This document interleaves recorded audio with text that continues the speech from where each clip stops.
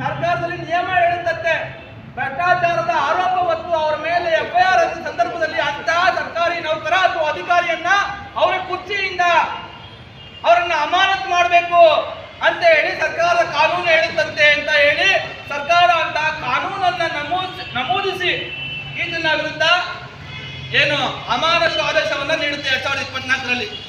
2024ರಲ್ಲಿ ಇದ್ದಂತ ಸರ್ಕಾರದ ನಿಯಮ ಮತ್ತೆ ಕಾನೂನು 2025ರಲ್ಲಿ ಬದಲಾಯ್ತಾ ಸರ್? 2025ರಲ್ಲಿ ಸಂವಿಧಾನ ಚೇಂಜ್ ಆಯ್ತಾ? 2025ರಲ್ಲಿ ಕಾನೂನೇ ಇಲ್ಲ. ಈಗ ಅದು ಮಾನ್ಯ ಲೋಕಾಯುಕ್ತರು ರೇಡ್ ಮಾಡಿದ್ದಾರೆ. ಮತ್ತೆ ಅರ್ಧ ಡಜನ್ ಯಾವಾಗ ಮಾಡಿದ್ರೆ ಗೊತ್ತಿಲ್ಲ, ಅರ್ಧ ಡಜನ್ ಇದನ್ನ ರೇಡ್ನ. ಆದ್ರೆ ಮೊನ್ನೆ ಲೈವ್ ಮಾಡಿದ್ದಾರೆ.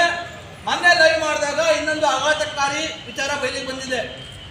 ಏನಪ್ಪಾ ಅಂತ ಅಂದ್ರೆ ಇಲ್ಲಿ ನ್ಯಾಯವಾಗಿ ನೋಡಿ, ಗುತ್ತಿಗೆದಾರರು ಎಲ್ಲರೂ ಮೋಸಗಾರರಲ್ಲ. ಗುತ್ತಿಗೆದಾರ ಅಥವಾ ಗುತ್ತಿಗೆ ಮೇಲೆ ಕೆಲಸ ಮಾಡೋದು, ಕಾಂಟ್ರಾಕ್ಟ್ ಕೆಲಸ ಮಾಡೋದು ಒಂದು ವೃತ್ತಿ.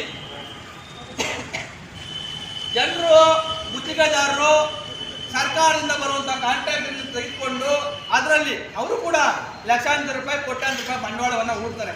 ಅವ್ರ ಬಂಡವಾಳಕ್ಕೆ ಬರಬೇಕಾದಂತಹ ಮಿನಿಮಮ್ ಲಾಭವನ್ನ ಇಟ್ಕೊಂಡು ಕಾಂಟ್ರಾಕ್ಟ್ ನಡೆಸೋದು ತಪ್ಪಲ್ಲ. ಆದ್ರೆ ಇಂಥ ಭ್ರಷ್ಟ ನೀಚ ಪಾಪಿ ಅಧಿಕಾರಿಗಳ ಕಾರಣಕ್ಕಾಗಿ ಒಳ್ಳೆಯ ಪ್ರಾಮಾಣಿಕ ಗುತ್ತಿಗೆದಾರರು ಇವತ್ತು ಕೆಲಸ ಮಾಡೋದಕ್ಕೆ ಆಗ್ತಾ ಇಲ್ಲ. ಇವತ್ತು ಬಹುತೇಕ ಗುತ್ತಿಗೆದಾರರು ಯಾರಿದ್ದಾರೆ ಅಂತ ಅಂದ್ರೆ, ಒಂದು ಇಂಥ ನಾಲಾಯಕು ಪಾಪಿಗಳು ಭ್ರಷ್ಟರು ಯಾರಿದ್ದಾರೆ ಅವ್ರಿಗೆ ಬಕೆಟ್ ಇಟ್ಕೊಂಡು ಅವ್ರು ಹೇಳಿದ್ದನ್ನ ಮಾಡಿಕೊಂಡು ಅಥವಾ ಇನ್ಯಾವುದೋ ರಾಜಕಾರಣಿಗಳ ಹಿಂದೆ ಚೇಳಾಗಿರಿ ಮಾಡಿಕೊಂಡು ನಮಸ್ಕಾರ ಹೊಡ್ಕೊಂಡು ಸೆಲ್ಯೂಟ್ ಹೊಡ್ಕೊಂಡು ಕಾಂಟ್ರಾಕ್ಟ್ ಕೆಲಸ ಮಾಡ್ತಾ ಇರೋಂಥವ್ರು. ಇನ್ನೊಂದು ಜನ ಪ್ರಾಮಾಣಿಕವಾಗಿ ಕೆಲಸ ಮಾಡಿ ಅದರಲ್ಲಿ ಗುಣಮಟ್ಟವನ್ನು ಕಾಪಾಡಿಕೊಂಡು ಕೆಲಸ ಮಾಡಿ ಕೊನೆಗೆ ಬಿಲ್ ತೆಗೆದುಕೋಬೇಕು ಅಂತ ಹೋದಾಗ ಇಂಥ ಭ್ರಷ್ಟರು ನೀಚರು ಅವರಿಗೆ ಬಿಲ್ ಕೊಡೋದಕ್ಕೂ ಲಂಚ ಕೇಳ್ತಾರೆ. 20% ಲಂಚ ಕೇಳ್ತಾ ಇದ್ದಾರೆ ಅಂತ ಹೇಳ್ತಾ, ಯಾವುದೇ ಕಾಮಗಾರಿಯಲ್ಲಿ ಗುತ್ತಿಗೆದಾರರು ಬಂದ್ರೆ 15% 20% ಟೇಬಲ್ ನಲ್ಲಿ ಇಟ್ಟಿಲ್ಲ ಅಂತ ಅಂದ್ರೆ ಬಿಲ್ಗೆ ಸೈನ್ ಮಾಡಂಗಿಲ್ಲ. ಅಂತ ಕೆಲಸ ಮಾಡ್ತಾ ಇದ್ದಾನೆ ಅಂತ ಹೇಳಿ ಇಲ್ಲಿರ್ತಕ್ಕಂಥ ಒಂದಷ್ಟು ಜನ ಇಂತಹ ಭ್ರಷ್ಟ ನೀಚ ದುರುಳ ನಾಡದ್ರೋಹಿಯಿಂದ ಬೇಸತ್ತಿರ್ತಕ್ಕಂಥ ಇಲ್ಲಿನ ಒಂದಷ್ಟು ಜನ ಮಂಡ್ಯದ ಗುತ್ತಿಗೆದಾರರು ದೂರು ಕೊಡ್ತಾರೆ ಲೋಕಾಯುಕ್ತಕ್ಕೆ.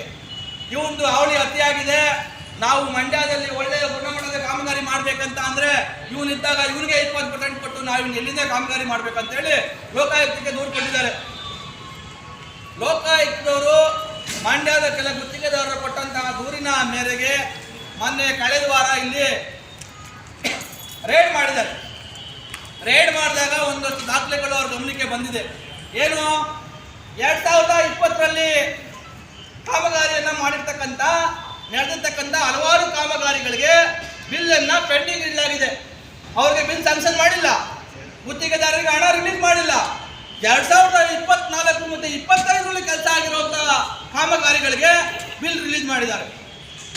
ಮತ್ತೆ 2020ರಲ್ಲಿ ಮಾಡಿರೋರಿಗೆ ಗುತ್ತಿಗೆದಾರರಿಗೂ ನ್ಯಾಯ ಕೊಡ್ಬೇಕಲ್ವೇನ್ರಪ್ಪ? ಗುತ್ತಿಗೆದಾರರು ಪ್ರಜೆಗಳೇ ತಾನೆ, ಈ ದೇಶದ ಪ್ರಜೆಗಳು, ಈ ನಾಡಿನ ಪ್ರಜೆಗಳು, ಅವರು ಕಾರ್ಯಕರ್ತಾರೆ, ಅವರು ನಮ್ಮ ಅಂತಂದ್ರೆ ಅವ್ರಿಗೂ ನ್ಯಾಯವಾಗಿ ಸಿಗ್ಬೇಕಾದವ್ರು ಸಿಗ್ಬೇಕಲ್ಲ, ಅವರನ್ನು ಶೋಷಣೆ ಮಾಡಬಾರ್ದಲ್ವಾ? ಆದ್ರೆ 2020ರಲ್ಲಿ ಕೆಲಸ ಮಾಡಿರುವಂತ ಕಾಮಗಾರಿಗಳಿಗೂ ಇವರು ಬಿಲ್ಲನ್ನ ಬಿಡುಗಡೆ ಮಾಡಿಲ್ಲ ಅಂತ ಅಂದ್ರೆ, ಈಗ 2024-25 ಕಾಮಗಾರಿಗಳಿಗೆ ಬಹಳ ಉತ್ಸಾಹದಲ್ಲಿ ಬಿಲ್ಲನ್ನ ಬಿಡುಗಡೆ ಮಾಡ್ತಾ ಇದ್ದಾರೆ ಅಂತಂದ್ರೆ, ಅವರು ಕೇಳಕ್ ಬಂದವ್ರಿಗೆ ನಂಗೆ 20% ಕೊಡಿ, 15% ಕೊಡಿ ಅಂತ ಹೇಳಿ ಒತ್ತಾಯ ಆಗ್ತಾ ಇದ್ದಾರೆ ಅಂತ ಹೇಳಿ ಅವರು ಮಾಡಿದ್ದಾರೆ. ಅದು ಇಲ್ಲಿ ಬಂದು ನೋಡಿದಾಗ, ಲೋಕಾಯುಕ್ತರು ರೈಡ್ ಮಾಡಿದಾಗ ಅದು ಸತ್ಯ ಅಂತ ಹೇಳಿ ಗೊತ್ತಾಗಿದೆ. ಮೇಲ್ನೋಟಕ್ಕೆ ಅವರು ಇದು ಸತ್ಯ, ಈ ರೀತಿಯಾಗಿ ಮಾಡಿದ್ದಾರೆ, ಈ ರೀತಿಯಾಗಿ ಇಲ್ಲಿ ನಡೆದಿದೆ ಅಂತ ಹೇಳಿ ಅವರು ಲೋಕಾಯುಕ್ತದವರು ಹೇಳಿದ್ದಾರೆ. ದಾಖಲೆಗಳು ಹೇಳ್ತಾ ಇದ್ದಾವೆ 2020 ಪೆಂಡಿಂಗ್ ಇದಾವೆ ಅಂತ.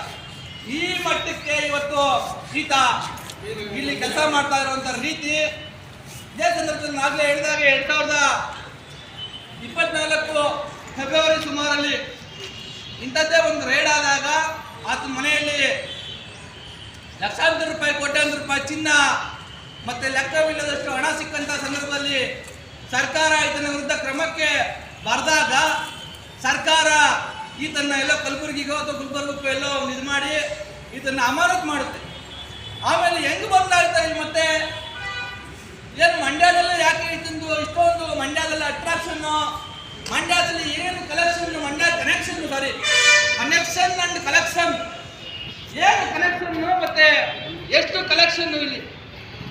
ಈ ಕಲೆಕ್ಷನ್ ಮತ್ತೆ ಕನೆಕ್ಷನ್ ಕಾರಣಕ್ಕಾಗಿ ಈತ ಎಲ್ಲಿಂದ ಎಲ್ಲೋದ್ರೂ ಓಡೋಡಿ ಮಂಡ್ಯಕ್ಕೆ ಬರ್ತಾ ಇರುವಂತದ್ದು. ನಮಗೆ ಇವತ್ತು KRS ಪಕ್ಷದವ್ರಿಗೆ ಯಾರ ಮೇಲೂ ಏನು ದ್ವೇಷ ಇಲ್ಲ. ನಮಗೆ ಮಂಡ್ಯದಲ್ಲೇ ಸರ್ಕಾರಿ ಅಧಿಕಾರಿಗಳ ವಿರುದ್ಧ ಹೋರಾಟ ಮಾಡಿದ್ದೀವಿ. ಇಡೀ ಸರ್ಕಾರಿ ಅಧಿಕಾರಿಗಳು ಮಂಡ್ಯದಲ್ಲಿ KRS ಪಕ್ಷದವರು ನಮ್ಮನ್ನ ನಿರ್ಣಯ ಮಾಡಕ್ಕೆ ಬಂದ್ಬಿಟ್ಟಿದ್ದಾರೆ ಅನ್ನೋ ರೀತಿಯಲ್ಲಿ KRS ಪಕ್ಷದ ಮೇಲೆ ಹೋರಾಟವನ್ನು ರೂಪಿಸಿದ್ರು. ಏನು ಇಡೀ ಜಿಲ್ಲೆಯ ಎಲ್ಲ ಕಂದಾಯ ಇಲಾಖೆಯ ಕಚೇರಿಗಳ ಅಧಿಕಾರಿಗಳು ಮತ್ತೆ ನೌಕರರು ಕಚೇರಿನ ಬಂದ್ ಮಾಡಿದ್ರು. ನಾವು ಏನೋ ಅವ್ರನ್ನ ಪಾಪ ಅವ್ರಿಗೆ ಕಿರಿಕಿರಿ ಮಾಡಕ್ ಬಂದಿದ್ದೀವಿ ಅಂತ. ನಾವು ಕಿರಿಕಿರಿ ಮಾಡೋದನ್ರಲ್ರಪ್ಪ, ನ್ಯಾಯ ಕೇಳ್ತಾ ಇದ್ದೀವಿ. ನಮ್ಮ ತೆರಿಗೆ ನಮ್ಮ ಹಕ್ಕು, ನಮ್ಮ ತೆರಿಗೆ ಹಣ, ನಾನು ಕಟ್ಟುವಂತ ತೆರಿಗೆ ಹಣ ಪೋಲಾಗಬಾರ್ದು, ನಷ್ಟ ಆಗಬಾರ್ದು ಅಂತ ನೋಡ್ಕೊಳ್ಳುವಂತಹ ಹಕ್ಕು ನನಗಿದೆ, ಕಾಪಾಡ್ಕೊಳ್ತಕ್ಕಂಥ ಹಕ್ಕು ನನಗಿದೆ. ನಮ್ಮ ತೆರಿಗೆ ಹಣವನ್ನು ರಕ್ಷಣೆ ಮಾಡ್ತೀನಿ ಅಂತ ಹೇಳಿ ಬಂದು ನಮ್ಮ ತೆರಿಗೆ ಹಣವನ್ನ ಲೂಟಿ ಮಾಡ್ತಾ ಇರುವಂತಹ ಇಂತಹ ನಾಲಾಯಕಗಳನ್ನ ಪೋಷಣೆ ಮಾಡ್ತಾ ಇರುವಂತಹ ಜನಪ್ರತಿನಿಧಿಗಳನ್ನ ಕೇಳುವಂತಹ ಪ್ರಶ್ನೆ ಮಾಡುವಂತಹ ಹಕ್ಕು ನಮಗಿದೆ.